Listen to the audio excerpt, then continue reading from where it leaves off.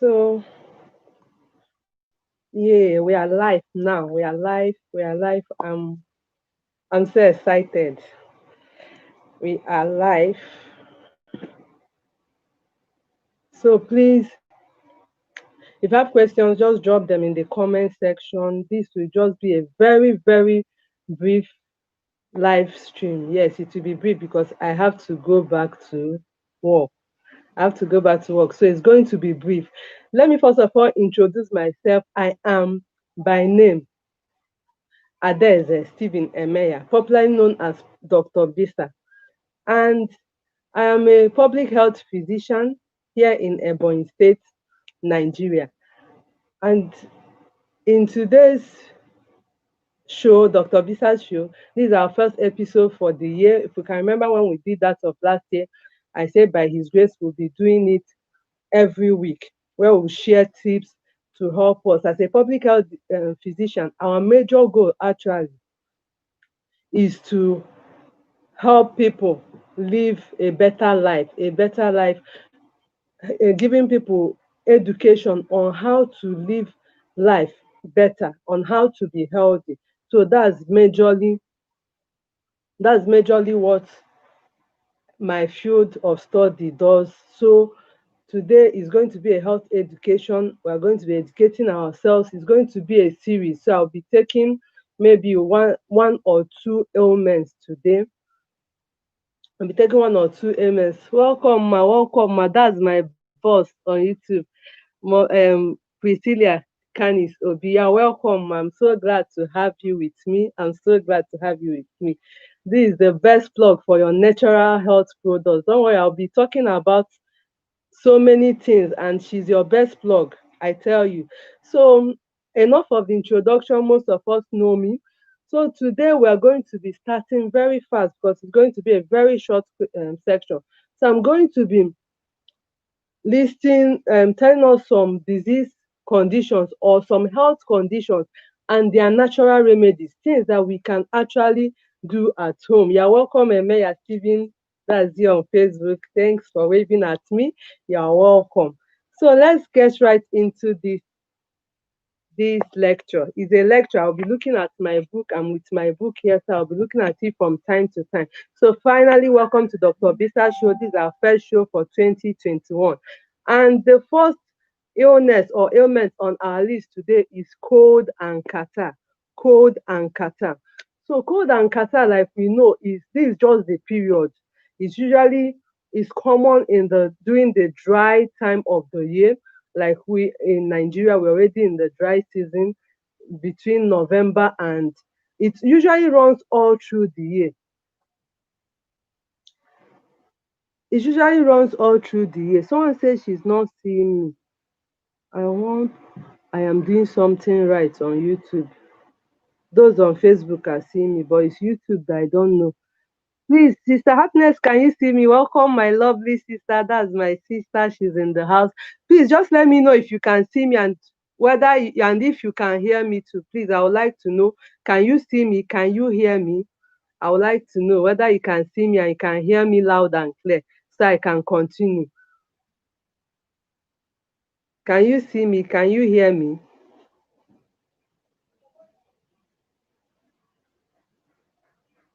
Can you see me? Can you hear me?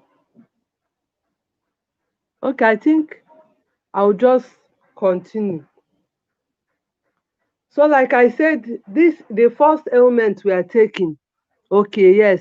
Okay, Mama Kani says she can hear me loud and clear. God bless you, ma. So, the first element here is cold and catarrh. Like I was saying, this is the time of the year, especially in the country where I stay, which is Nigeria, when it is common. It usually runs all through the year. Flu, like we know in the advanced country, that's what they call flu. It usually runs all through the year, but there is a period of the year that is usually common. And here in Nigeria, it's common between November and April because it is a viral illness, usually a viral illness. And I can remember in school when we were treating this topic, one of the things the lecturer said then was, if you have cold and catarrh, What you need is bed rest, loss of water, and vitamin C. And I was like, how can this just be the management for this cold and catarrh? But when you understand viral illness, you find out that most of them do not have cure. They actually just outlive their incubation period, their infective period, and they just stop. So that's what usually happens. So most times what we need is remedy or ways to alleviate the discomfort we are having. So that's why it is the first on our list today. So one of the first things you do for cold and catarrh, please do get your pen and paper to write. Remember, it's a lecture, and I'll be looking into my lecture notes. So one of the things you have to do when you have cold and catarrh or the flu is lukewarm water. Yes, most times, personally, I'm guilty of it. When I have a cold or catarrh, I usually crave for something cold, but please do not agree to that. Go for lukewarm water. That's your best plug when you are having a flu. When you come down with a flu, that's the best plug. You need lukewarm water, lots of it. Take it generously. If you've always followed me, I've always told us that the minimum quantity of water an adult needs to take per day is 3 liters of water.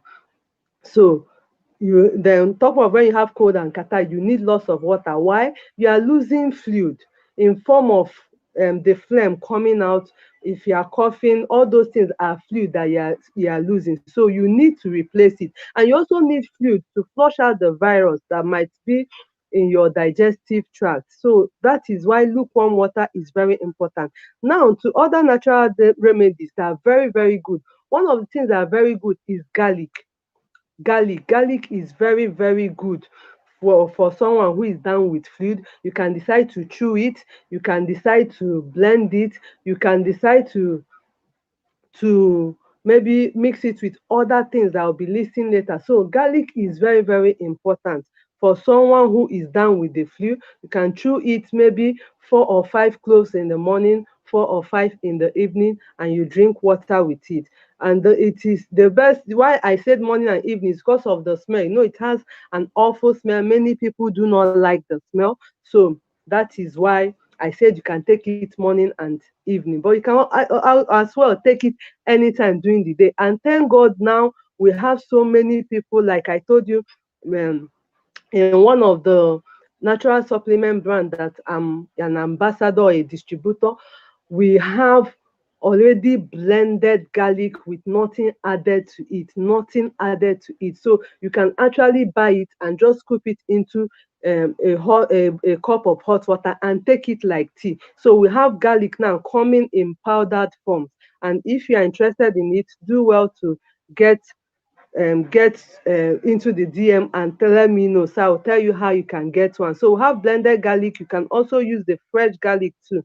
And I've said the best time to take it. Why? Because of the smell or the aroma. Another thing that is so good for this flu when you come down with flu is cinnamon, lemon, and honey.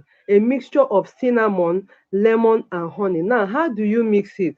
You add few drops of lemon to a pinch of cinnamon. Cinnamon, if you know this spice, it can be very, very spicy, and the aroma, I just love the aroma actually, but most people don't find the aroma sweet. So just a pinch, because just a very little of it and wham, is just all over the place. So a pinch of cinnamon and half spoon of honey. So you can mix these three together and take it when you are having the flu.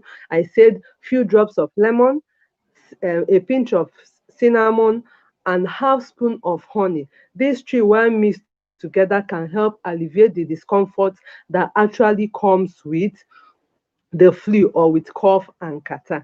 And like I said earlier, I am the best plug, or my boss is in the house, Priscilla Canis Obi. We are the best plug for any spice that you need in powdered form. Like this cinnamon, you would need it in powdered form because that is the easiest way to get it. So it's just a pinch of cinnamon that you need. Another thing that you can also take for the flu is flaxseed. Flaxseed, they're very, very good for the flu, and I'll be telling you how to use it One of the things you can do for flaxseed, apart from chewing it, or so you can get the oil from it, you can also boil it. You boil it till it is thick. You boil it till it is thick. When it is thick, you drain the water, and after you drain the water, you add lime and honey. You add some drops of lime and maybe a spoon of honey. So this also how you can manage the flu or the discomfort that comes with flu. I have said like 4 things. Let me recap. The first thing I said, lukewarm water. You need lots of it. If you are taking like 3 liters of water a day, when you have the flu, you need to up your game to like 4 liters of water. I also said garlic is very good. You can drink it in form of tea. And if you need a powdered form of garlic that is trusted, I am your best plug. You can always reach out to me. I will tell you how to get the one that doesn't have any additive, that is just natural garlic. Also, I said lemon, cinnamon, and honey. Lemon, cinnamon, and honey. They are also very, very good. When you mix these three together, I said the procedure: few drops of lemon, a pinch of cinnamon, and half spoon of honey. They can actually help you to fight the flu. Then the fourth thing I said is flaxseed. You will boil it till it is thick. Apart from chewing it that way, you boil it till it's thick. Then you strain the water. Then to the water you add lime. You add few drops of lime and honey. Then you mix them together and you are good to go. You can take them morning and night. Also, now another thing you can take for the flu is ginger juice. Ginger juice. This is actually my best plug. I use it often, even for my children. How do I prepare it? There are so many ways you can prepare ginger juice. You can do it by blending it. You can do it by using food processor. That one you won't need to add any water. You can do it by maybe cutting it into tiny pieces and boiling it. You boil it. When it's boiled, you allow it to cool, and you find out that when you drink the water, it is actually minty. So you allow it to be warm, then you drink it. So that's ginger juice. You can also get a powdered form of ginger and add it to hot water. You can get a powdered form of ginger and add it to hot water. It can also help alleviate, especially the discomfort and the pain in the throat that comes with catarrh and cough and cold. So ginger is very, very good. Please remember, if you are joining us and you have not subscribed to our YouTube channel, do well to subscribe and turn on the notification bell. If you are with us on Instagram or Facebook, do well to follow us, and God bless you, because you will be getting a lot of value on this channel and when you follow us. So another thing that is very good, I've said how you use the ginger. You can decide to strain the water. You can decide to boil and strain the water, sorry. You can decide to blend it. You can decide to get a powdered form of ginger and use it as tea. That's the easiest. You can add it to your smoothies, to your soups, to hot water, to even your milk and tea, your milk. Yes, you can add it. It will just be like your beverage, the powdered form. But you need to make sure that whoever is giving you the powdered form of ginger is a trusted provider or producer. Another thing that is so good for the flu is milk and turmeric. Milk and turmeric. What a wonderful combination. if you've if you've actually tasted, I just started using turmeric. I came to know about turmeric like 2 years ago, and as God will have it, last year I found someone that is trusted that produces the powdered form. So I've been using it. We take it from time to time. So turmeric is very good, even though it has a tinge of bitter taste. So when you add it to your milk, it can also help alleviate the flu. It can help alleviate cold and catarrh, can help reduce the pain and reduce the discomfort that comes with cold and catarrh. So that's it. So milk and turmeric. Another thing that is very, very good with for cold and catarrh is pineapple and honey. Yes, pineapple and honey. You can just use a food processor or a juicer, or you can even squeeze it out and just get the juice, then you add it to honey. This can also help alleviate the symptoms of cold and catarrh and bring about quick healing. Also, you can chew Ginger too. I've talked about ginger. So apart from taking it as tea, straining it and other things, you can also decide to chew it.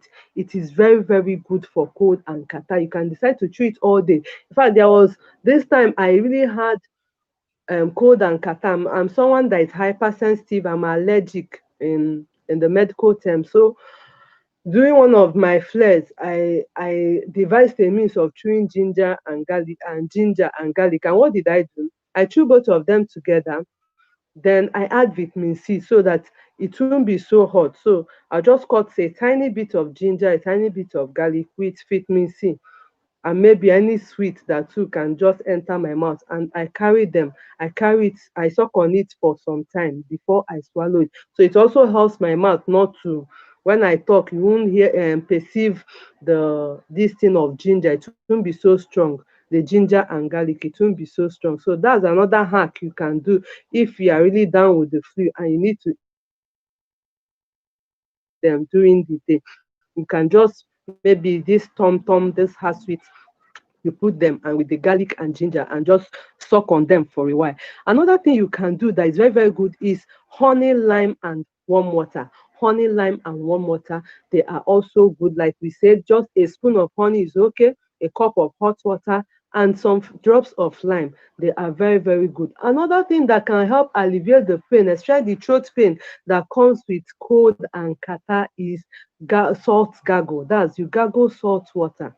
You gargle salt water, you just put it salt water, lukewarm water, so you don't hurt your throat. You put it make sure that it's saturated with salt to an extent. Then you put it in your throat and gargle, like how I wish I had a cup of water here, but I know we understand what I mean. Just put it and allow it to touch some areas, some parts, the tonsils and other areas around the neck.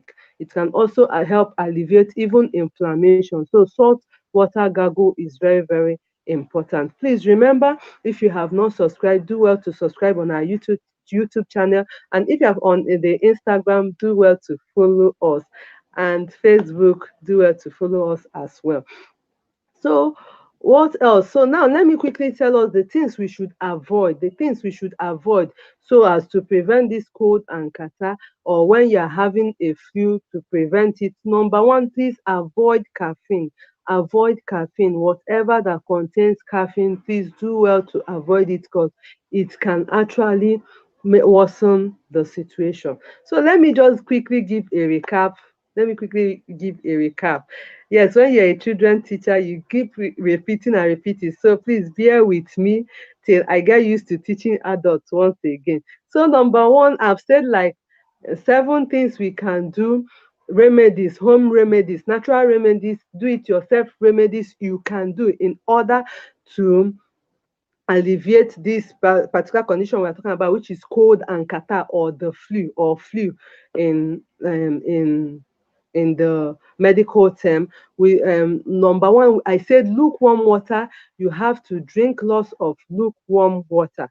Lots of lukewarm water. Try to go above the normal threshold, which is, if you can take up to 4 liters, that is very good. Like I said, because you are losing water in the process. Another thing I said is garlic. Cloves of garlic is very good. You can take them in form of powder, you can crush them, you can juice them. Also, you can try to take them first thing in the morning and last thing at night, so you don't tell me that you don't like the smell or that it's awful. I don't talk about lemon, cinnamon, and honey. I talked about flaxseed, how you would boil it, strain it, then add lime and honey to it. We talked about ginger. You can juice it, you can chew on it, you can use the powder form to make your tea. We also talked about milk and turmeric. We talked about pineapple and honey, and we talked about saltwater gargle. Finally, we also talked about honey, lime, and warm water. So that's it for the cold and the catarrh. Please, if you have any question, do well to drop them in the comment section. I promise, if I don't answer it during this live section, I'll surely get back to you. So now to the second ailment here, to the second health condition here. It's usually a symptom. And what is it? Bloating. Bloating seems like your stomach is full. but you know you've not eaten. I think that's one of the ways to understand bloating. It seems like your stomach is full, and it seems like your stomach is full, but there is nothing actually there. If you're a lady, you might experience it especially towards your your monthly period. That's another period when people experience bloating. So usually there are different causes of bloating, like hormonal changes. Hormonal changes can cause bloating. That's one of the reasons women that are about as in seeing their menses also experiences. Then another thing is diet. The diet you take can cause bloating. If you take fizzy drinks like carbonated drinks a lot, it can make you to feel bloated. Also, if you take meals that are very low in fiber, it can also make one to feel bloated. And then the third thing that can make one feel bloated is digestive issues. That's why when you have done some natural remedies, it's also important that you go to the doctor to find out for further evaluations to know why you are actually feeling that way. Because I told you that bloating is not actually a health condition, it's actually a symptom of condition. So it's important that maybe when you have practiced some of the natural remedies I'm going to be listing, it's also important that you go to your doctor for further evaluation, maybe for tests, to find out why you are having that symptom. So now, what are the natural remedies? What are the things you can quickly do when you feel bloated? Number one, you can take a walk. Yes, you can take a walk. You can take a walk. Walking actually is a form of exercise, and it could help relieve the discomfort you're having in your abdomen. So you can take a walk. Another thing you can do is to increase your fiber intake. A lot of seeds actually contain fiber. By His grace, this year we'll be talking about a lot of seeds that are naturally occurring, that most of us do not know that they have good good this thing good nutritional value, or very or important nutritional value. So a lot of seeds actually contain fiber, but most of the things that we can easily see is this high psyllium husk. We also have the beans, then we have vegetables. They all contain fiber because there is a daily requirement for fiber. You know, now they're saying that fiber is like the seventh classes of food. How many of us can still remember the six classes of food? Please, if you can remember, drop it in the comment section. I'd like to know how many of us that can remember the six classes of food without looking at anything. Just drop it now. Let me see. So so they're not saying that fiber is like the seventh class because they've understood the importance of fiber, even for gut health. That's the health of the digestive system and most ailments. So increase in fiber is another way you can alleviate um bloating. Also, I've talked about walking. It also involves you being active. Then you can eat small meals at regular intervals. Small meals. Don't eat to full, to belly full. No. Take small meals at regular intervals. It's better instead of you to eat big meal and maybe you eat it once a day. That's very big plate of food. It's better you divide that plate of food into two and eat it at two different times. That's that for what we eat. Now let me get into some natural herbs, natural things that we can find that around us that can help us alleviate bloating. One of them is thyme, the thyme leaf. The thyme leaf. You can add a teaspoon of thyme. How many of us know thyme?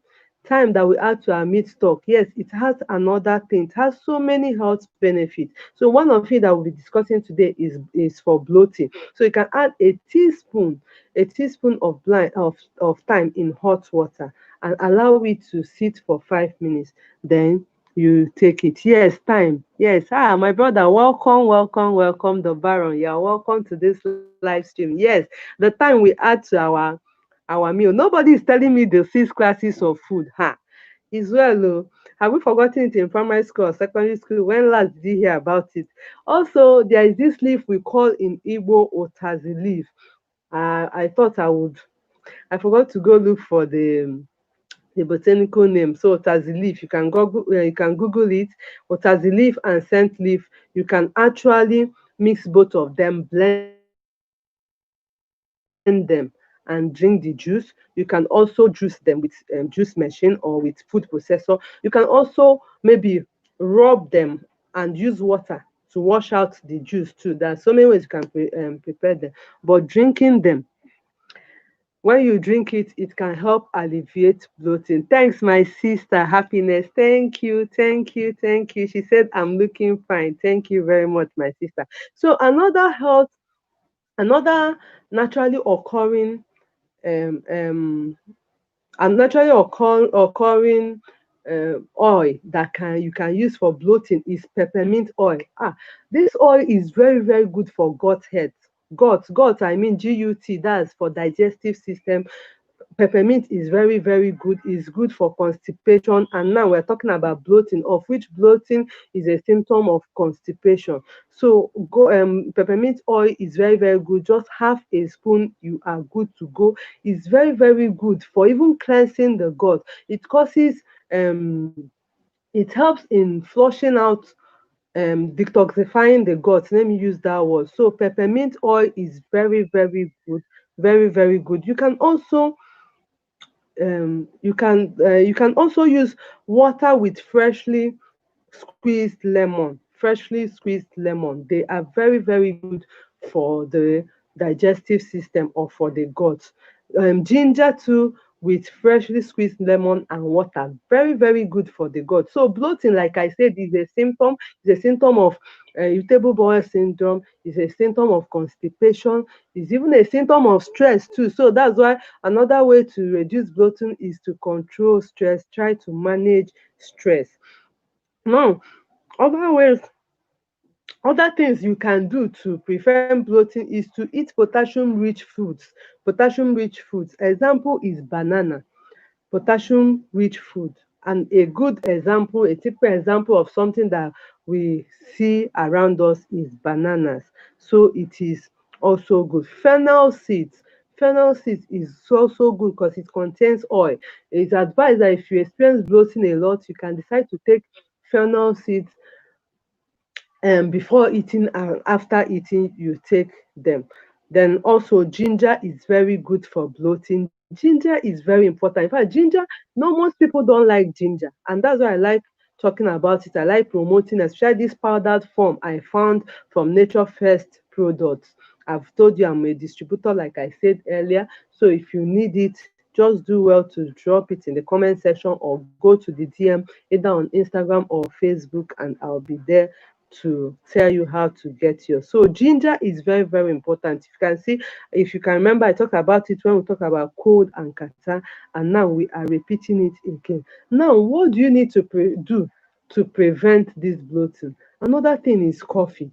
No, coffee, most people abuse coffee or caffeine containing drinks, but it is not really good because it has a lot of effects on the body. Like I said, it can worsen your cold and catarrh. Now we said that it can also worsen the bloating. So you have to avoid coffee. You have to reduce your salt intake. If you are someone that experiences bloating, you need to reduce your salt intake. Wow, the time is already well spent. I didn't want to stay more than 30 minutes on this live show. Why? Because I said I have to go back to work. So let's just take the last one very fast. I might not explain a lot. I think I was recapping a lot in the first one. So do bear with me. So now let's go to allergies. Allergies. How do I explain allergy now in a layman's term? Allergy is like when your body comes in contact with things,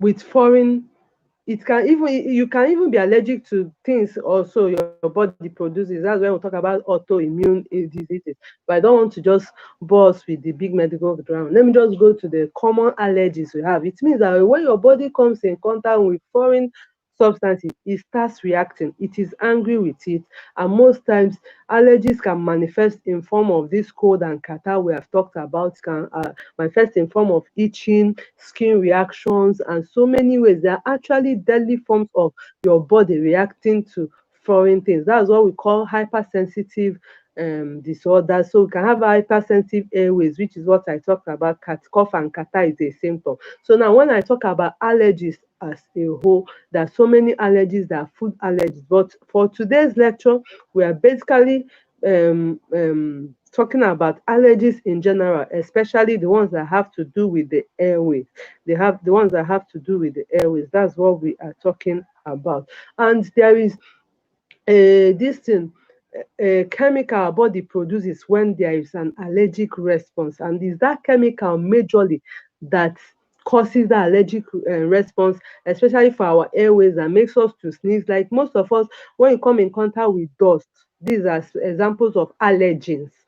Dust, fumes from cars, fumes from smoke. Even some people can't stay where people are smoking. Some people can't stay where they were a dusty place. Some people can't stay where someone has used a perfume or a fragrance. Some can't even stand some soaps that have harsh fragrance because of allergy. So you see them, they start reacting by coughing, by sneezing and all that. And usually allergies are worse at night. That's what we make you understand the difference between the regular cold and catarrh, which might just run all through the day. Allergies are more prominent during the cold time of the day, which is at night or early hours of the morning. So this me just trying to tell us what allergy is. Now, what are the things, natural things that can help us handle allergies or keep them at bay or delay our sensitivity to them? I would like to start with onions, apple and black teas. What did I say? Onions, apples and black tea. Why? Onions, apple and black teas, they contain an antihistamine. Like I said, histamine is the chemical our body produces that is responsible for that hyperreactivity of maybe our airways. So apples, onions, and black tea contains antihistamines that can help us fight these allergies. Another one that is very good is this turmeric. Turmeric is very good. It contains one of the major things turmeric contains is cumin, and cumin is very good. So turmeric is good for allergies. And like I said, you can buy the it's a root now. It's a root, so you can get the root and chew on it, suck on it, juice it, blend it, add it to your meals. But the best plug and the easiest one you can always use is the powdered form. And like I told you, Dr. Besa is here to provide you with the powdered form. So if you need a powder form of turmeric, it is really very, very powerful. Just do well to get across to us, and I will let you know how to get it. So turmeric, you can add it to warm water and drink. It actually helps reduce the episodes of these allergies. Another thing is citrus fruits that are rich in vitamin C. And the examples of citrus fruit is the lemons, the limes, and the oranges. They are very, very rich. Another thing is the peppermint oil. I have said it, and if you are looking for where to get peppermint oil, I am right here to tell you where to get peppermint oil. So peppermint oil is also very, very good for allergies. It's very, very good for allergies. That one you can just add very little quantity, 2.5 ml to warm water. You can decide to inhale it a little because you know peppermint is pepperish, then you can drink it. Then eucalyptus oil actually helps you manage stress. You can add it to your bathing water. Eucalyptus oil is not for drinking, it's not to be consumed. In fact, I will advise you, whenever you are getting something, do read what is written on it. So eucalyptus oil, you use it with care and is not to be swallowed or drank. That one you can add it to your bathing water. It suits you. You can also inhale it, but do not inhale a lot. Then another thing is to manage stress. Manage stress. If you are someone that is allergic, that easily gets you see yourself coughing, having catarrh, just sudden breakout of pimples, and you know that you're someone that is hypersensitive to certain things, then please do well to manage stress. Another thing is apple cider vinegar. Apple cider vinegar, it is also very, very good for allergies. Well, how do you take this one? You just put a a spoon to a half spoon to a glass of water. you put half spoon to a glass of water. That's for apple cider vinegar. I want to thank everyone that joined us. Please do well to subscribe if you have not subscribed. And if you are catching the replay, also subscribe. That's for those on our YouTube channel, Facebook and Instagram. Please do well to follow us, and also go to our YouTube channel, Dr. Besa's Corner, and also subscribe and turn on the notification bell so you don't miss our videos. So finally, for allergy, black seed oil.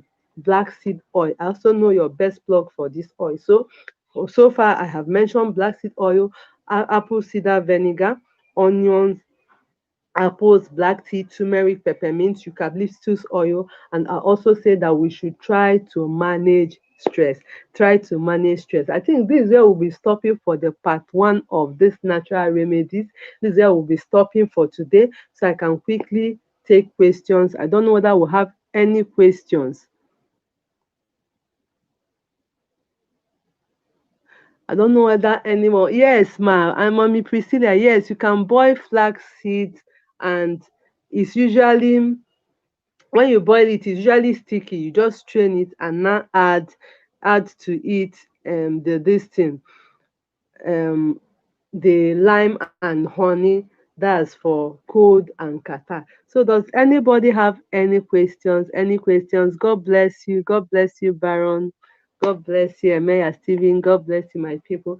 So in the absence of any question, we'll be ending this live section now. But I want to tell us to please do keep a date with us next week. For now, it will be Friday still. There is a change in my schedule, then I'll always tell us.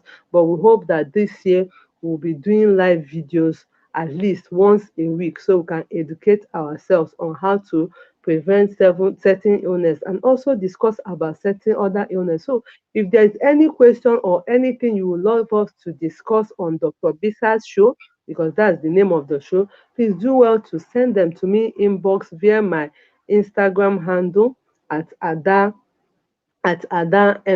adaemeya, or on our Facebook, Besa's Corner. Just send us a DM, or you can drop it in the comment section.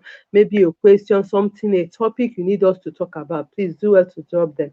So I want to thank everyone that joined today's live section. I want to thank every one of us. See you next week. Please, if you have not subscribed or you are catching the replay, do not forget to subscribe and turn on your notification bell. God bless you. Bye.